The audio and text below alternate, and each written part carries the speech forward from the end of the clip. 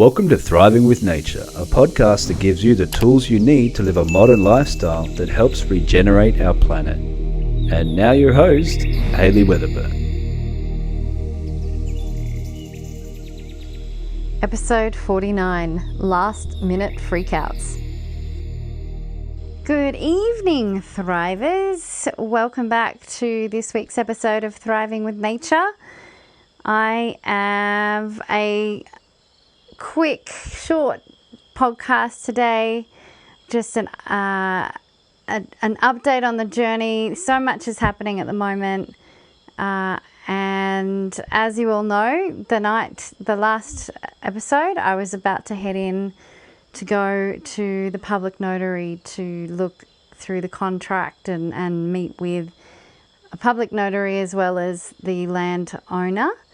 And we also had the landowner plus there's a gentleman called Katut who's helping communicate between the landowner and myself. And then also had a friend come down to help translate, which was very lucky because there's still a lot that needs to be sort of coordinated. And so we got down there and, of course, Bali Time, we meet at 9. It was the time. And, of course, by 10 o'clock we actually go into the office. But it was beautiful. We got down. There was some conversations beforehand, just sort of nutting out a few things and then going in. And it was just, it's really exciting.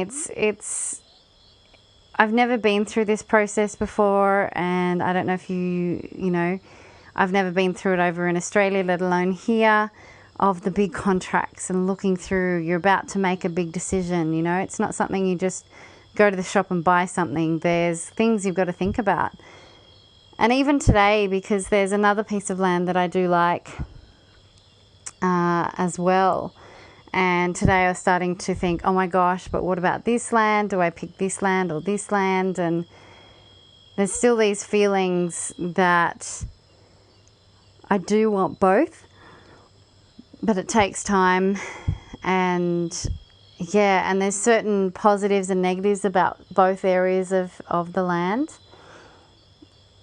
And so one land has, well, both of them have views. They just have different views. One of the lands you can see all the way down the mountain, and the other land is views of rice fields and palm trees and mountains, and it's extremely picturesque, but it's also very hilly. And here in Bali, one of the things you've got to think about is there's a lot of rice fields, and this particular land it's old rice fields, and there's things you've got to think about in regards to the stability of the land, because it once was these wet terraces that need to be fixed because it's cracked mud. It's not necessarily very solid. It would need to be compacted or graded. And then also there's this ethical thing that goes through my head about this Bule, who's not originally from here, coming in and building or creating, even though I know I'm creating an agricultural centre is what I want to do. I want to help spread good for nature. I still have this feeling of, you know, there's this reminiscent guilty feeling of a white person coming in and taking over some land. You know, I don't know where that comes from, but it's something I'm just very conscious of. I don't want to come in and take over. I want to come in and join it and help. I want my existence to help benefit the people around it, to help be supportive, to help in any way that I can. And the other thing you have to think about with rice fields are, yes, there's water, and it's what they call subak. They have a special water management system. The actual canals are called subaks, but so are the people that manage them. And they manage, you know, you've got many different rice fields and how the water runs and who opens up this, and if you need to drain your rice fields, where does that water go? How do you make sure that the water flows so everyone's rice fields gets the right amount of water? there's a whole sort of system and process that I still don't quite understand yet. But if you want to access some of the subak, some of that water, there's permission and there's sort of guidelines or laws that you've got to get permission from around the place. So that's one of the things that you've got to consider. And there's actually part of the land you can't build on, because near a temple you can't have, there's little temples that you've got to, the Hindu culture and the religious area you've got to be careful of. So there's all these different factors that I'm considering. And so in these two different lands, I was definitely more taken aback by another piece of land.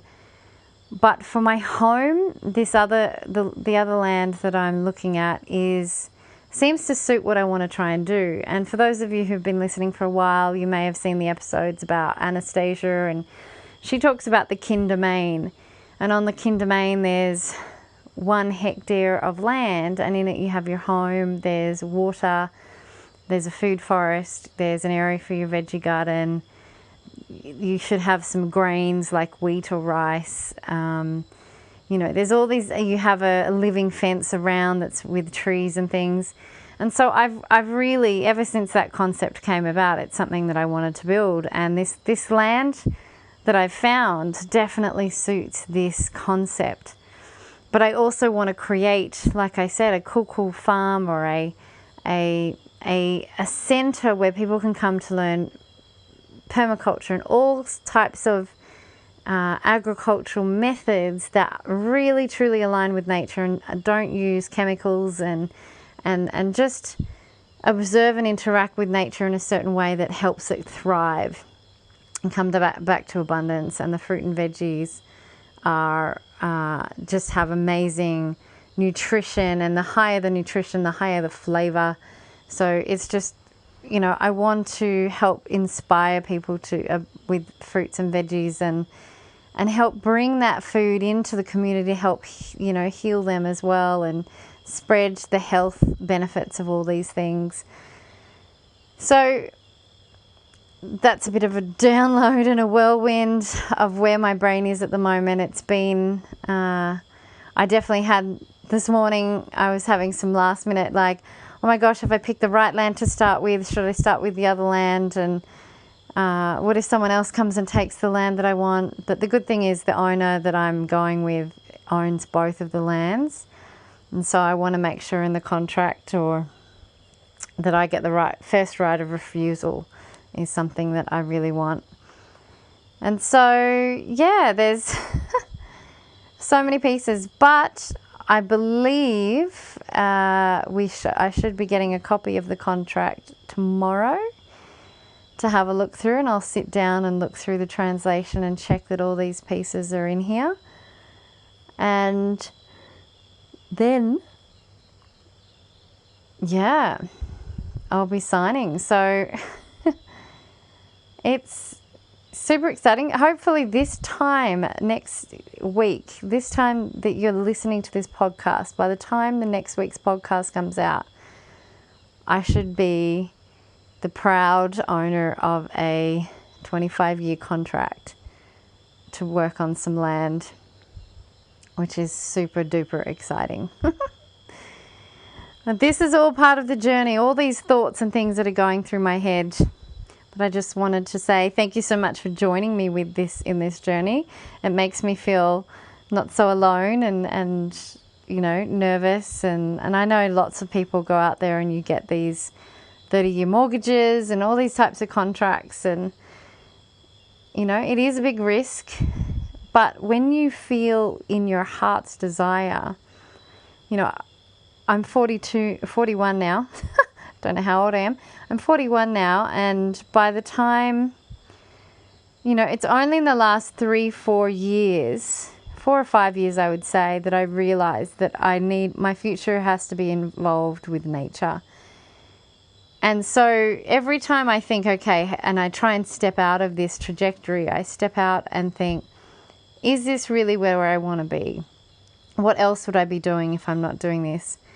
And it's the only way forward. I don't see anything other than starting to go through the process of creating land and building this dream that I want to do and thriving with nature. It's just really amazing. So to me, the risk of signing this and moving forward is so worth it.